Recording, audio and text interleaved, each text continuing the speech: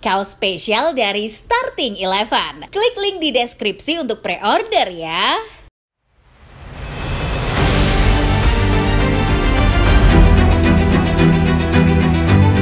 Manchester United berhasil meraih kemenangan perdana di bawah asuhan Ruben Amorim dalam laga lanjutan match di kelima UEFA Europa League. Dalam laga melawan Bodo Glimt ini, Setan Merah menang dramatis 3-2.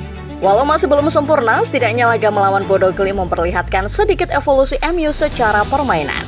Amorim yang telah menunjukkan filosofi bermainnya sejak laga debut melawan Ipswich, kini benar-benar telah berhasil mempersembahkan kemenangan dengan sistem yang ia anut. Gaya mainnya membawa sesuatu yang segar dan sangat berbeda dengan MU era Ten Hag. Lantas, bagaimana perubahan permainan MU yang terlihat dari kemenangan perdana Amorim ini? Sebelum menyimak videonya, pastikan selalu kamu sudah subscribe, like, dan nyalakan notifikasinya supaya tidak ketinggalan info-info menarik dan terupdate dunia sepak bola dari channel Starting Eleven Moment.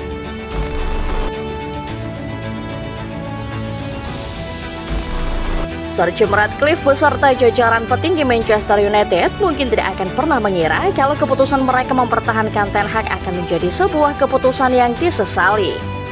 Bagaimana tidak, alih-alih membawa klub bangkit seperti yang ia janjikan, MU justru mendapat lebih banyak masalah pasca perpanjangan kontrak sang pelatih. Awal musim 2024-2025, tim yang berbasis di Manchester terjerat masalah inkonsistensi performa. Rentetan catatan buruk di IPL membuat klub yang kala itu masih dibesut Ten Hag terdampar di urutan ke-15 klasemen IPL. Sementara itu di Europa League, catatan tak pernah menang juga membawa mereka ke posisi bawah tabel klasemen. MU era Ten Hag di musim 2024-2025 adalah MU yang bermasalah. Dan pelatih asal Belanda itu tidak kunjung menemukan solusi atas masalahnya. Kegagalan Ten Hag pada akhirnya mengantar juru taktik asal Belanda itu hengkang lebih awal. Ten Hag resmi dipecat pada tanggal 28 Oktober 2024. Masalah rapuhnya lini bertahan adalah salah satu masalah yang tidak bisa dibenahi Ten Hag selama dirinya menjabat. MU asuhannya seringkali kelabakan ketika menghadapi situasi serangan balik cepat dari lawan. Selain itu, struktur bertahan MU juga kerap kali berantakan dan mengakibatkan lawan leluasa memainkan bola di area mereka. Di sisi lain, MU juga bermasalah di lini depannya. Bayangkan saja, tim besutan Ten Hag tercatat mendapat sekitar 20-an peluang emas di Liga Primer Inggris. Namun, jumlah peluang emas yang bisa dikonversi menjadi gol bisa dihitung dengan jari. Catatan ini membuat MU-nya Ten Hag menjadi tim kedua yang paling sering membuang peluang setelah Tottenham Hotspur.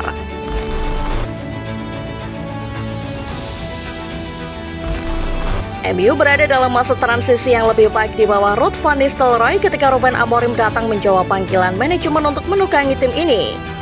Namun, sejak awal kedatangannya, Amorim telah memberikan jaminan bahwa dirinya membawa sesuatu. Sebuah filosofi yang menurut banyak pihak tidak terlihat selama MU di bawah naungan Ten Hag. Dalam wawancara pertamanya sebagai pelatih MU, Amorim menjelaskan bahwa fans MU akan melihat ide, sebuah gagasan dan filosofi permain yang jelas dari tim besutannya. Ketika ditanya filosofi apa yang akan ia terapkan, Amorim dengan yakin mengatakan bahwa ia akan mengaplikasikan sistem yang ia pakai untuk tim barunya. Filosofi baru itu akhirnya terlihat dalam laga debut Amorim sebagai nahkoda baru Setan Merah dalam laga melawan Ipswich Town di ajang Liga Primer Inggris. Amorim menerapkan sistem 3-4-2-1 untuk Manchester United. Walau secara hasil kurang memuaskan, setidaknya ada beberapa peningkatan dari segi permainan tim asal Manchester. Di laga melawan Ipswich, MU kelihatan lebih terstruktur dan rapi. Ide yang dibawa Amorim tampaknya telah berhasil diaplikasikan ke dalam tim barunya. Walaupun masih ada beberapa momen canggung karena para pemain yang tidak biasa dengan skema 3 back, pola permainan MU setidaknya terlihat lebih jelas ketimbang era Ten Hag. Memang MU kebobolan 1 gol melawan Ipswich, tapi gol itu lahir dari sepakan jarak jauh yang notabene tidak menghasilkan angka harapan gol yang besar. Terlepas dari itu, MU juga masih harus membenahi sektor lini belakang di laga ini. Terbukti MU hampir kecolongan dari 4 tembakan lain yang dilepas Ipswich di laga ini.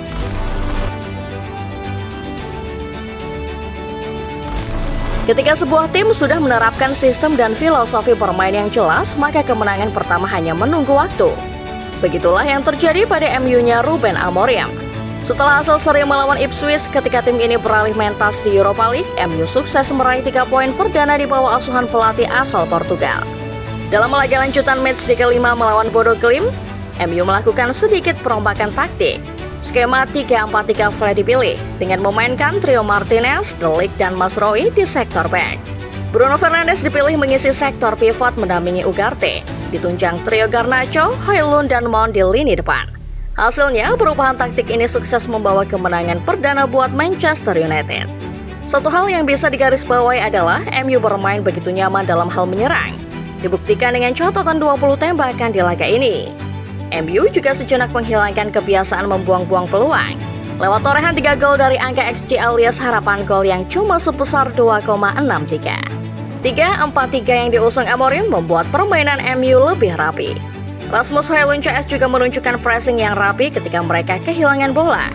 Tidak nanggung-nanggung seperti yang terjadi pada era Ten Hag. Højlund bahkan mengaku bahwa skema ini membuatnya nyaman, mengingat di Atalanta dirinya juga bermain dengan skema serupa. Satu hal yang perlu digarisbawahi hanyalah masalah pertahanan. 2 gol yang diciptakan Bodo Glimt lahir dari skema serangan balik cepat. Back MU memang tidak bisa mengantisipasi 2 serangan balik cepat yang perlu cungkul ini. Namun, jika dilihat dari proses golnya, struktur pertahanan MU kelihatan lebih siap dibanding era Ten Hag.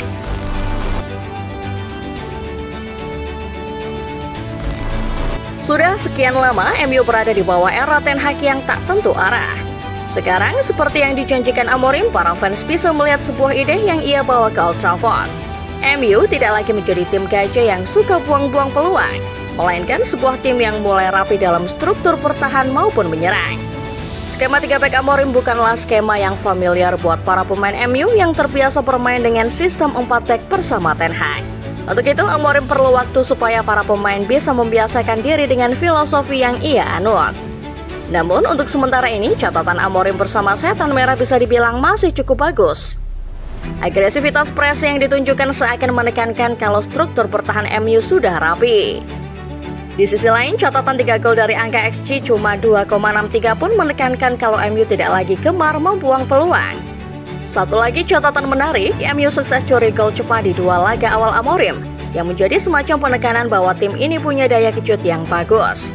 Setelah pertandingan melawan Bodo Glimt di UEL, petualangan MU dan Amorim akan berlanjut di IPL dalam laga melawan Everton.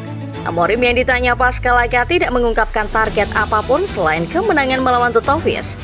Dan MU sedang dalam kepercayaan diri tinggi pasca meraih kemenangan perdana di era Amorim. Fans MU mungkin ini waktunya untuk kembali optimis menyambut era baru kebangkitan tim kesayangan. Namun perlu dicatat, Amorim adalah pelatih yang baru datang. Fans harus memberikan waktu Amorim untuk benar-benar mengimplementasikan taktiknya ke dalam skema bermain MU. Itulah dia pembahasan mengenai peningkatan permainan MU asuhan Amorim yang terlihat jelas dalam kemenangan kontra Bodo Glimt. Sekarang, bagaimana menurut football lovers yang fans MU? Kira-kira seberapa optimis kalian melihat perkembangan tim kesayangan di bawah asuhan Amorim?